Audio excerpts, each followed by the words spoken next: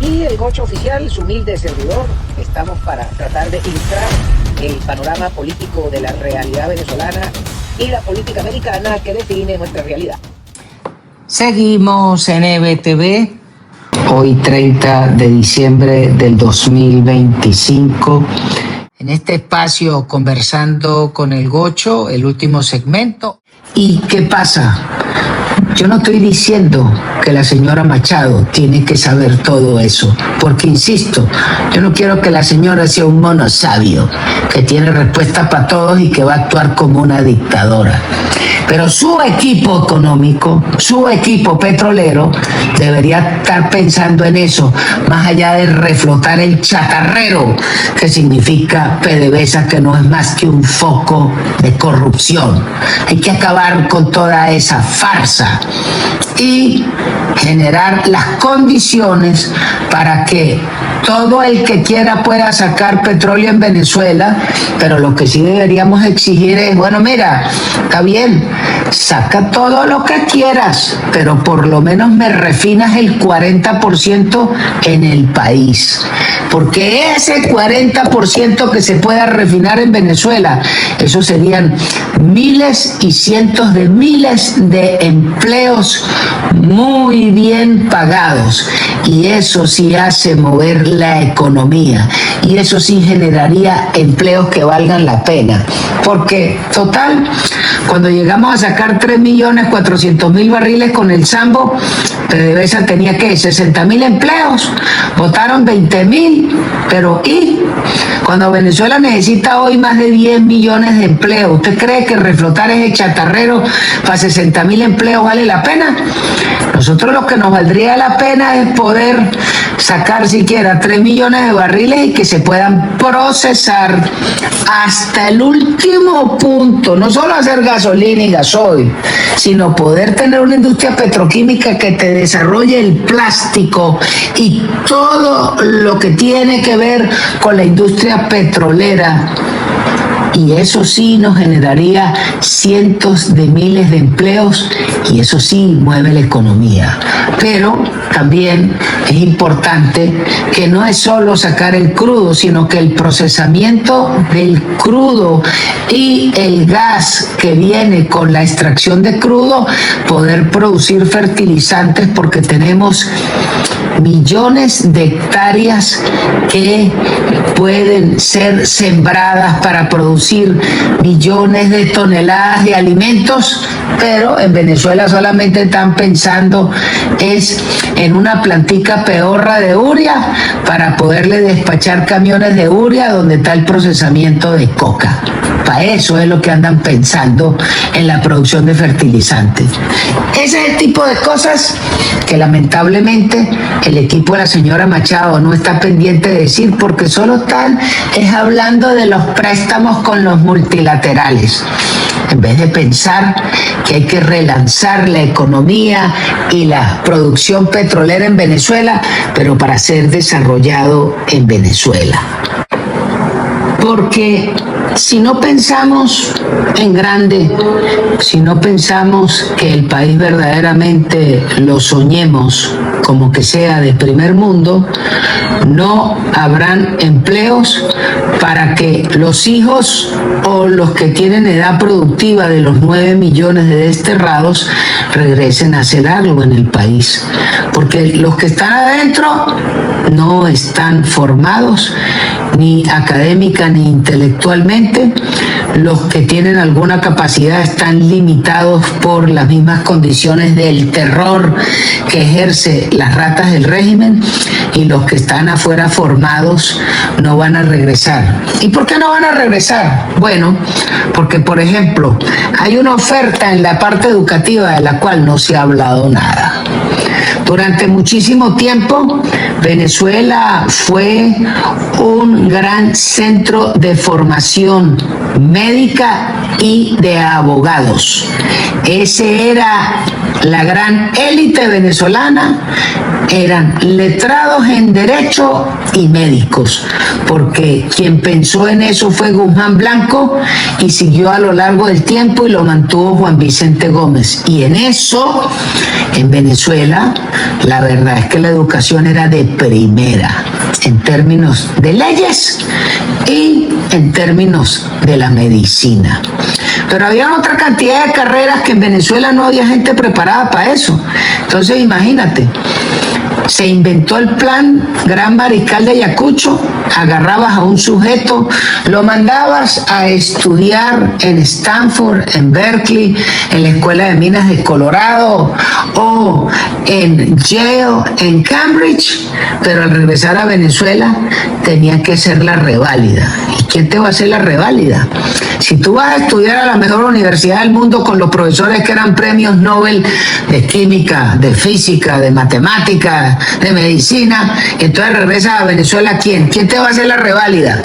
Un profesor comunista de la UCB, un sarnoso lavaperros de las facultades de sujetos como el profesor ese que se peina con un tumbarracho, Agustín Blanco Muñoz, que es un teórico comunista. ¿Quién es el que te va a hacer la reválida? Maza-Zabala. ¿Quién es el que te va a hacer la reválida? El Búfalo.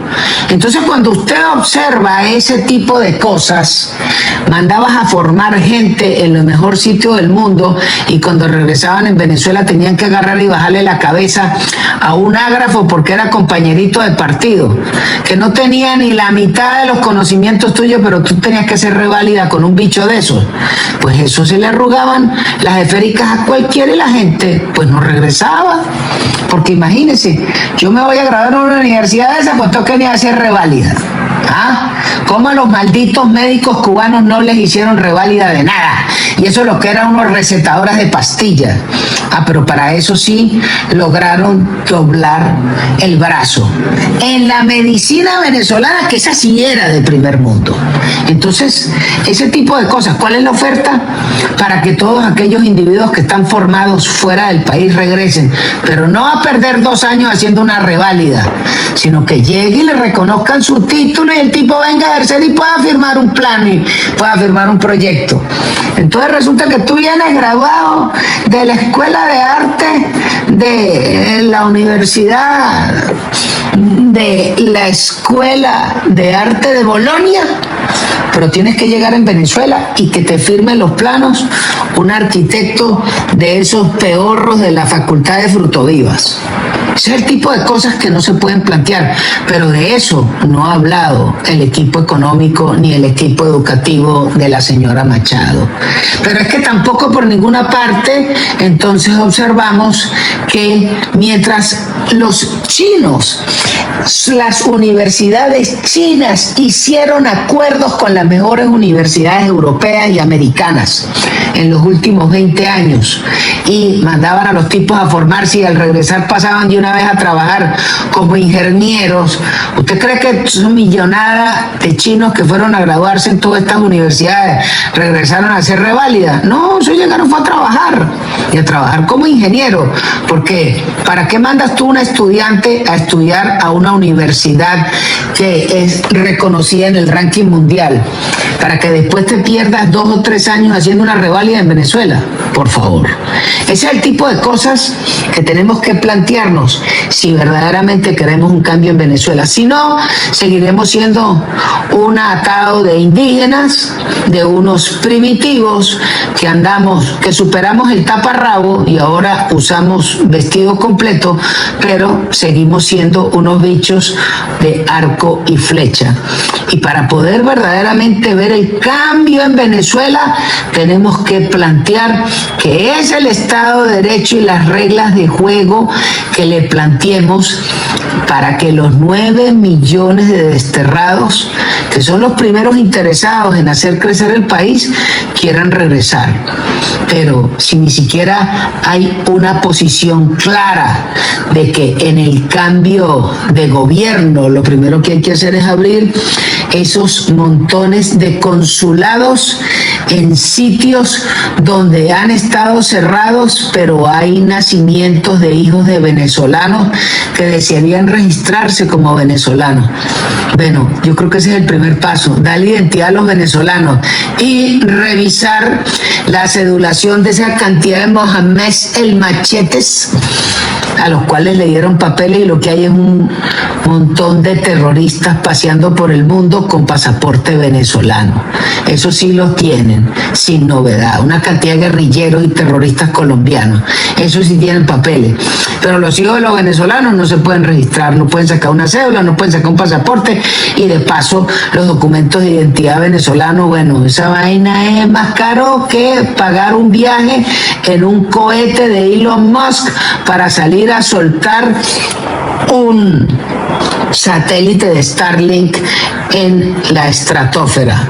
Ese es el tipo de locura venezolana, y sobre eso tenemos que plantearnos claramente cuál será el cambio.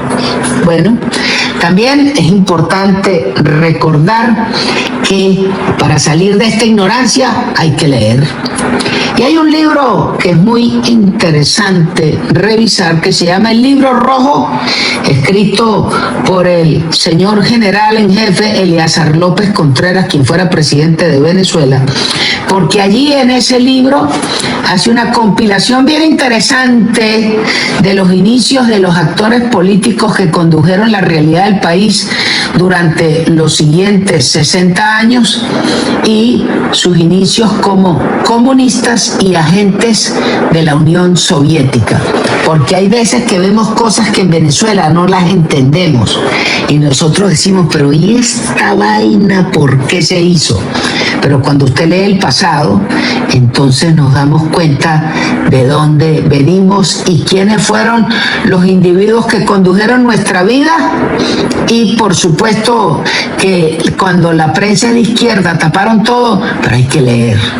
Y otro libro que es Insistir, que es muy interesante para poder ver ese pasado y cómo llegamos a este presente, que es Del buen salvaje al buen revolucionario, escrito por don Carlos Rangel en 1979. Bueno, hasta aquí llegamos. Mañana seguimos. Siga nuestras redes, Gocho.oficial. Dele a la campanita para que le aparezca cuando publicamos. Dele a la manito para arriba o para abajo si le gustó el contenido. Agradecemos todos sus comentarios, pero también si se le pega un super chat, mucho mejor, porque mañana es 31 y hay que comprar hallacas y nadie la enmienda engorda. Chao, chao.